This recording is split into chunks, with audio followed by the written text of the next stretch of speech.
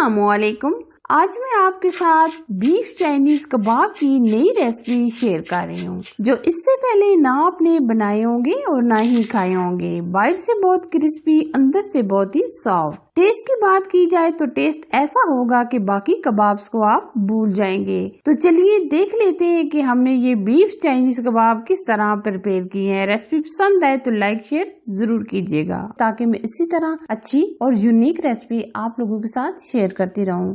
Amazing tasty कबाब के filling हम सबसे पहले तैयार करेंगे। इसके लिए हम 3 से 4 चम्मच ऑयल लेंगे और एक मीडियम साइज का हम प्याज लेंगे, जो हमने इस तरह बारीक चॉप कर लिया है। प्याज को हम ब्राउन नहीं करेंगे, बल्कि हल्का सा सॉफ्ट करेंगे। ये चाइनीज कबाब बहुत ही डिफरेंट और नए टेस्ट के साथ बनते हैं। ये देखिए हल्के से हमारे प्याज सॉफ्ट हो गए हैं। अब हम इसमें 1 चम्मच भर के लहसुन अदरक का पेस्ट शामिल कर देंगे और साथ ही हम लहसुन अदरक के पेस्ट को भी फ्राई कर लेंगे। आधा किलो हमने लिया है कीमा। ये हमने बीफ का कीमा लिया है। आप इसमें मटन और चिकन का कीमा भी ले सकते हैं। कीमे को हम पिंक से व्हाइट होने तक फ्राई करेंगे, यानी हम 3 से 4 मिनट कीमे को फ्राई कर लेंगे, ताकि जो कीमे के अंदर स्मेल वगैरह होती है वो खत्म हो जाए। ये भी आप देख सकते हैं कीमा हमारा पिंक से व्हाइट होना शुरू हो गया है। अभी हम मजीद 1 मिनट तक फ्राई करेंगे। अच्छा जी, अब हम इसमें कुछ मसाले भी ऐड कर देते हैं। सबसे पहले हम आधा चम्मच के करीब कुटी लाल मिर्च, 1 चम्मच हम इसमें धनिया पाउडर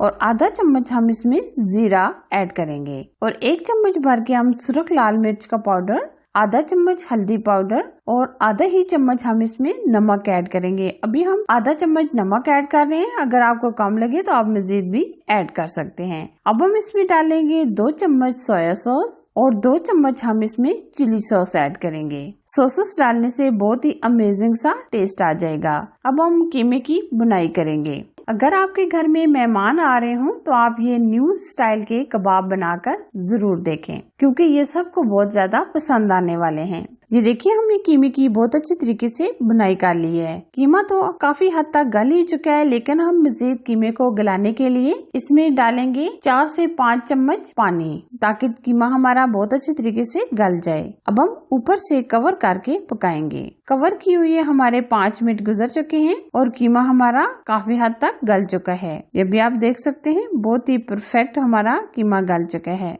अब हम इसमें डालेंगे अच्छी टेस्ट और फ्लेवर के लिए आधा कप के करीब दही डालने से इसका टेस्ट और भी अमेजिंग आ जाएगा। क्योंकि हमने इसमें टमाटर वगैरह तो शामिल नहीं किए, तो इसलिए हम इसमें दही शामिल कर रहे हैं। अब हम इसमें 1 अदद शिमला मिर्च, थोड़ी सी बंद गोभी और थोड़ा सा हरा धनिया शामिल कर देंगे। आप अगर हरी मिर्चें डालना चाहें तो आप डाल सकते हैं, लेकिन हरी मिर्चें हम नहीं डालेंगे। वेजिटेबल आप अपनी मर्जी से जो आपको पसंद हो वो आप डाल सकते हैं। मटर वगैरह जो आपको पसंद हो ऐड कर सकते हैं। अब हम वेजिटेबल डालकर 1 मिनट तक रोस्ट करेंगे, ताकि जो कच्चा सा टेस्ट होगा वो खत्म हो जाए। ये देखिए माशाल्लाह एकदम स्टफिंग हमारी रेडी हो चुकी है। अब हम स्टफिंग को ठंडा होने के लिए रख देंगे। तब तक हम डो तैयार कर लेते हैं। इसके लिए हम 2 कप के करीब मैदा लेंगे और आधा चम्मच हम इसमें नमक शामिल करेंगे। हम और कोई चीज शामिल नहीं करेंगे।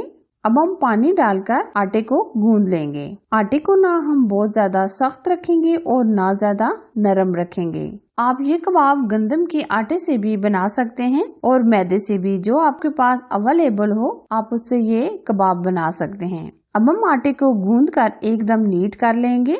या आप देख सकते हैं हमने आटे को एकदम परफेक्ट 5 मिनट तक गूंद लिया है। अब हम आटे के ऊपर हम थोड़ा सा ऑयल से ग्रीस करेंगे, ताकि पेपड़ी ना जमे। अब हम ऊपर से कवर करके 10 से 15 मिनट के लिए छोड़ देंगे, ताकि आटा हमारा सेट हो जाए। आटे को रखे हुए हमारे 15 से 20 मिनट गुजर चुके हैं। आटा हमारा बहुत अच्छे तरीके से सेट हो चुका है। अब हम कबाब्स बनाएंगे। पहले हम छोटे छोटे पेड़े बना लेंगे। पहले हम इस तरह लंबाई में बेलेंगे, ताकि पेड़े कटिंग करने में आसानी हो जाए। हम बहुत ज्यादा बड़े पेड़े नहीं रखेंगे, दरमियानी साइज के हम ये छोटे छोटे पेड़े बनाएंगे। ये देखिए हमने पेड़ों के हिसाब से कटिंग कर ली है। अब हम इस तरीके से गोल गोल पेड़े बनाएंगे इस तरह, और इसी तरह ये हम सारे पेड़े बनाकर रेडी कर लेंगे। अब ये सारे पेड़े हम बाउल में रख देंगे और ऊपर से कवर कर देंगे ताकि पेपड़ी ना जमे।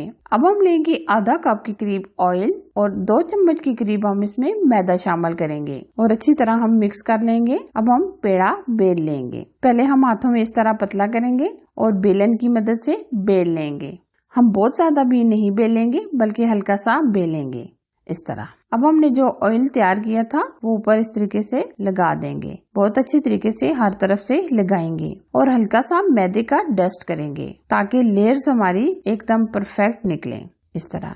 ये देखिए एक कबाब का पेड़ा हमने तैयार कर लिया है। अब हल्का सा दोबारा से बेलेंगे इस तरह।